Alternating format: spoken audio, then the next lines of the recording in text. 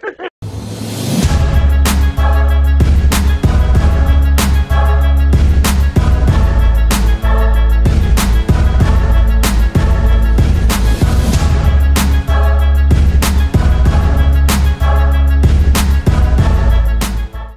know, before I go on this video here, I just want you guys to know, my phone went off numerous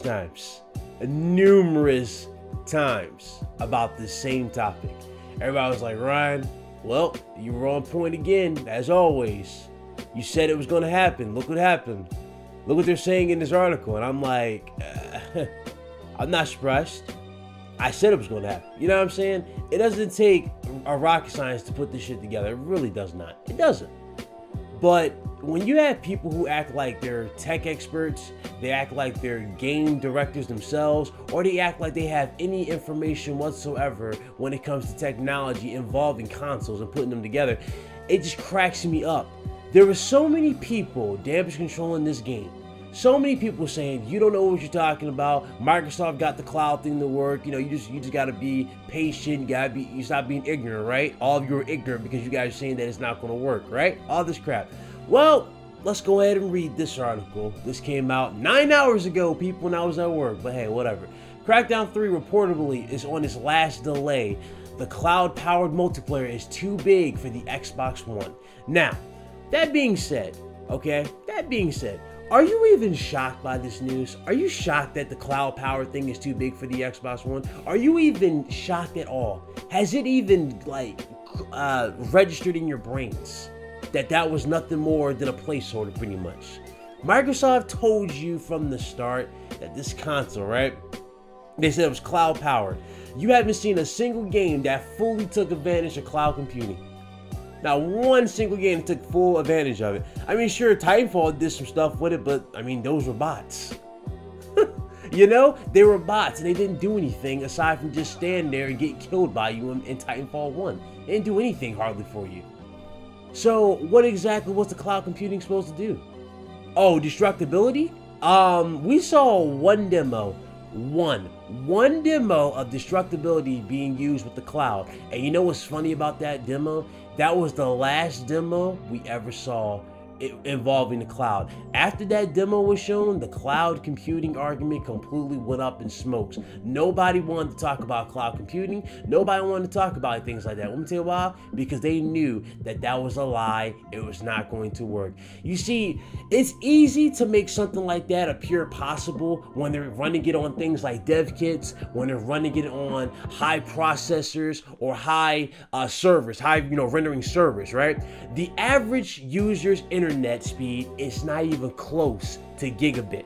Okay, the average person that you see every day, the average person who works a 9-to-5 job, has kids, and those kids play games such as whatever they want, like Call of Duty, whatever. These kids don't have Google Fiber internet.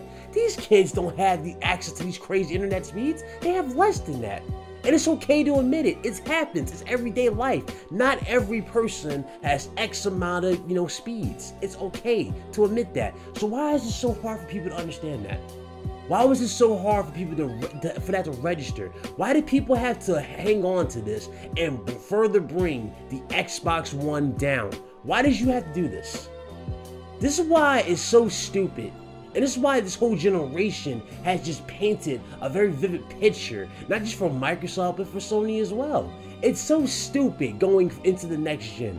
It really is. You got people abandoning all hope. You got dudes don't even want to talk about the games for the Xbox One that was revealed at E3 this year. Nobody wants to talk about games. Everybody wants to talk about CPUs, GPUs. Oh, this developer was at AMD Software's, meeting. Who cares?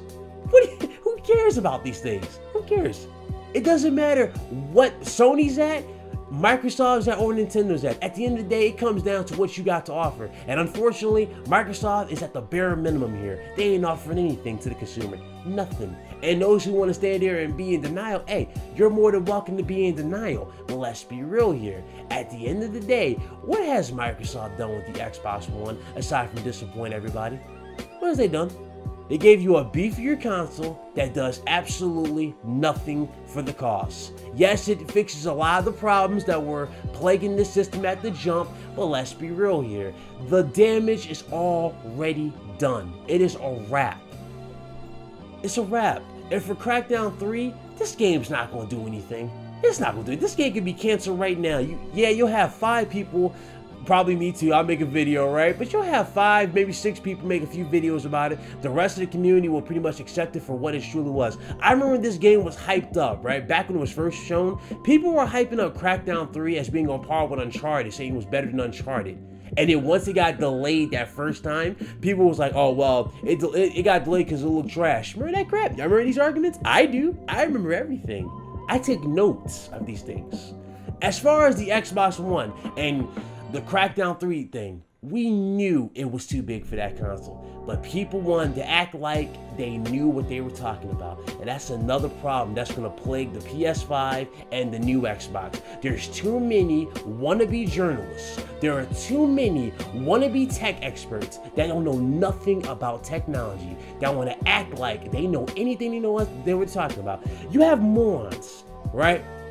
Morons, yes, you're morons to me, okay? If you're gonna come to my channel, or I see you on anybody else's channel saying stuff like, well, I don't know anything about PCs, but you know, I think we need to give Microsoft the benefit of the doubt, right? And then I see you leave that person a tweet on Twitter, or you direct message me on Twitter about some stupid like, oh, this is what Linus Tech Tips said about the PC versus console wars. I think you need to just relax, you know what I'm saying?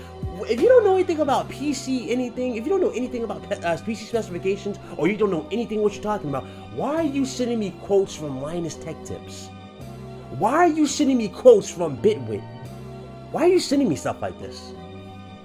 If you don't know what you're talking about in PC gaming, if you don't know anything about processors, if you don't know anything about graphics cards, stay in your lane, which is in console, and mind your damn business.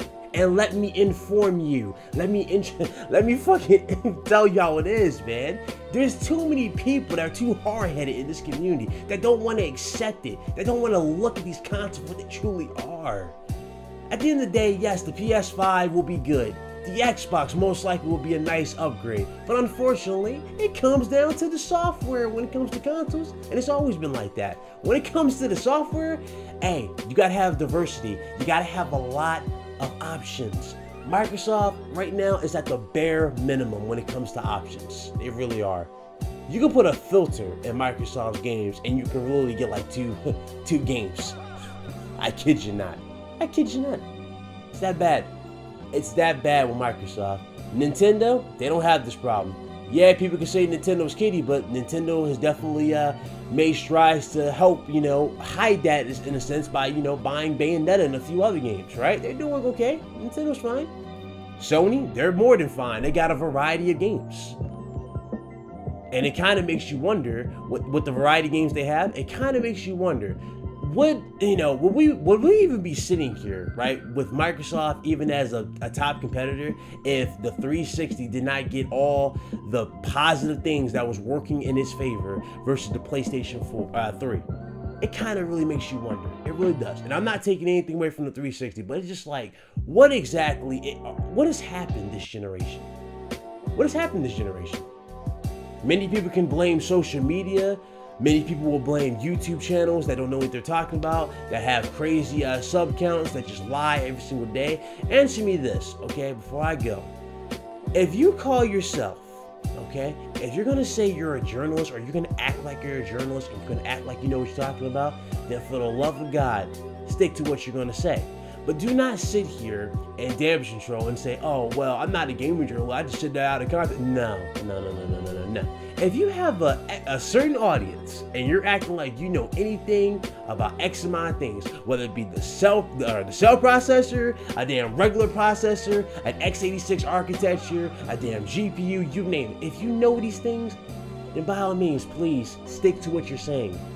Because that's the problem with this community. There's too many people that don't know a damn thing of what they're talking about. There's too many people in this community that don't know a damn thing. And there's too many suckers in this community that fall for the same bait and switch. How many times do morons fall for the title Megaton? How many times do morons fall for the title Unbelievable News? How many times do morons fall for, this is the news that Xbox is waiting for? How many times do you morons fall for this? How many times? Question that. Answer that. Answer that for me. Answer that for me. Crackdown 3 is going against Days Gone. Do you really think I care about this game going against Days Gone? Do any of you care about this game going against Days Gone? Days Gone is going to slaughter this game. It ain't even funny. It's going to get slaughtered. And you guys think people care about this game now? This game is done. This game is on its last legs. It ain't going nowhere. It ain't doing nothing. That's the truth. That's the God honest truth. This game is done. If it does get delayed or if it gets canceled, okay, whatever. It won't be a big loss no more. It won't. You tell why it won't be a big loss? For those of you that might say, Ryan, that's not fair, it will be a big loss. Think about it. The game was shown in 2013. What year are we in, people? And what year are we going into? We're in 2018 going into 2019. Do you really think it'll be a big loss to you now? Do you?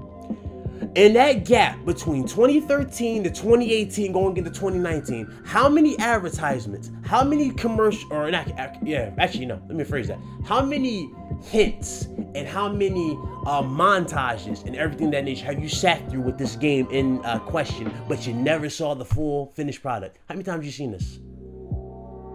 People can talk about Spider-Man being shown, what was it, 3 times or 2 times? I think it was 3 times, right? The first reveal, then we got the first demo, and then we got the second demo that everybody can't stop talking about, right?